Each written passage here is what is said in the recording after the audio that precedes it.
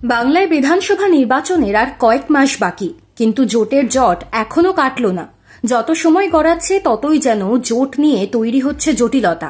একদিকে ধীরে চলো নীতি নিয়েছে সিপিআইএম এবং বামফ্রন্ট, অন্যদিকে আবার কংগ্রেস জোট নিয়ে নীরব।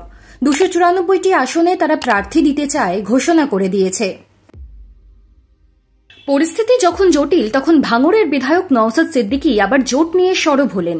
আইএসএফ এর বিধায়কও দিলেন বাংলা বাঁচানোর ডাক। তৃণমূল এবং বিজেপির বিরুদ্ধে লড়াই করার জন্য সমস্ত ধর্মনিরপেক্ষ দলকে এক মঞ্চে আসার আহ্বান জানালেন নওশাদ।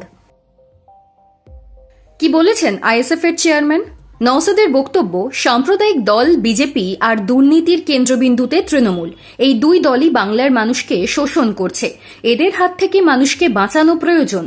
তাই বাকি বাম, কংগ্রেস, আইএসএফ সহ সমস্ত ধর্মনিরপেক্ষ দলকে এক ছাতার তলায় এসে লড়াই করা উচিত। 2021 সালের বিধানসভা নির্বাচনের কিছুদিন আগে ব্রিগেড থেকে কংগ্রেস ও আইএসএফ এর সঙ্গে জোট ঘোষণা হয়েছিল বামফ্রন্টের, কিন্তু 2024 সালে আইএসএফ এর সঙ্গে জোট হয়নি। সেই সময় থেকেই নওশাদের সঙ্গে সম্পর্ক তলানিতে পৌঁছায়। ডায়মন্ড হারবার থেকে অভিষেক বন্দ্যোপাধ্যায়ের বিরুদ্ধে লড়াই করবেন ঘোষণা করেছিলেন নওশাদ, কিন্তু শেষ মুহূর্তে তিনি পিছিয়ে আসেন। যে কারণে আইএসএফ এর সঙ্গে জোট নিয়ে ধীরে চলো নীতি নিয়েছে বামফ্রন্ট। নওশাদ কিন্তু অতীত ভুলে সামনে তাকাতে চাইছেন, যে কারণে আগে ভাগেই বামফ্রন্ট চেয়ারম্যান বিমান বসুকে দুবার চিঠি দিয়ে জোটের প্রক্রিয়া শুরু করার অনুরোধ করেছেন। কিন্তু এখনো পর্যন্ত আলোচনা পূর্ণতা পায়নি। তাই আরও একবার জোট নিয়ে সোচ্চার হলেন নওশাদ। এই জোট নিয়ে রাজ্যের শাসক ও বিরোধী দলের নানান মন্তব্য শোনা যাচ্ছে। তৃণমূলের তরফে বলা হচ্ছে, শূন্যের সঙ্গে শূন্য যোগ করলে ফলাফল সেই শূন্যই থাকে। এই পরিস্থিতিতে আবার ভাঙড় দখলের জন্য নেমে পড়েছেন শওকত মোল্লা। রোজই ভাঙড়ে কিছু না কিছু কর্মসূচি থাকছে, যা নিয়ে আইএসএফ ও তৃণমূলের নিত্য ঝামেলা লেগেই রয়েছে। তৃণমূল ভাঙড় দখলের চাপ যখন বাড়াচ্ছে, তখন নওশাদ বুঝতে পারছেন শুধু তাঁর দলের সংগঠন দিয়ে ম্যাচ বের করা সম্ভব নয়। আর তাই জোট নিয়ে এতটা আগ্রহী আইএসএফ চেয়ারম্যান, এমনও বলতে শুরু করেছেন কেউ কেউ। বিজেপি শিবিরে আবার ভাঙড়ের ভোট যুদ্ধ নিয়ে সুর যেন একটু নরম। কিছুদিন আগেই বাম সমর্থকদের নিজেদের পতাকার রং ভুলে বিজেপিকে ভোট দেওয়ার আর্জি জানিয়েছেন বঙ্গ বিজেপির প্রেসিডেন্ট শ্রমিক ভট্টাচার্য। তা নিয়ে বিতর্ক কম নেই।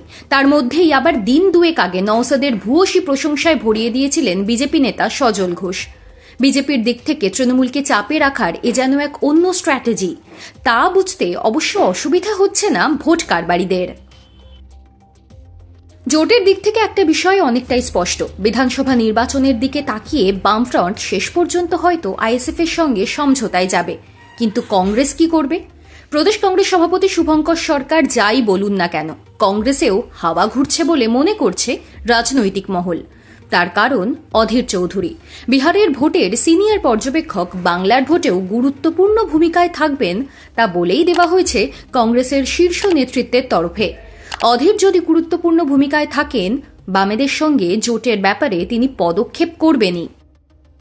সপ্তাহখানেক আগের এক স্মরণ সভা, যেখানে আবার উপস্থিত ছিলেন সিপিআইএমের রাজ্য সম্পাদক মোহাম্মদ সেলিমও, সেখানে শুভঙ্করের উপস্থিতিতেই ধর্মনিরপেক্ষ দলগুলোর জোটের পক্ষে সওয়াল করেছেন। পরে সেই মঞ্চ থেকে সেলিমকেও একই কথা বলতে শোনা যায়, যা দেখে অনেকেই দুয়ে চার করার চেষ্টা করছেন। নওশাদ এত হিসেবের কথা ভাবতে চাইছেন না। তিনি পাখির চোখ করেছেন ভাঙড় সহ আরও কিছু আসন, আর সেই লক্ষ্য পূরণের জন্য বাম কংগ্রেসকে পাশে চাইছেন তিনি।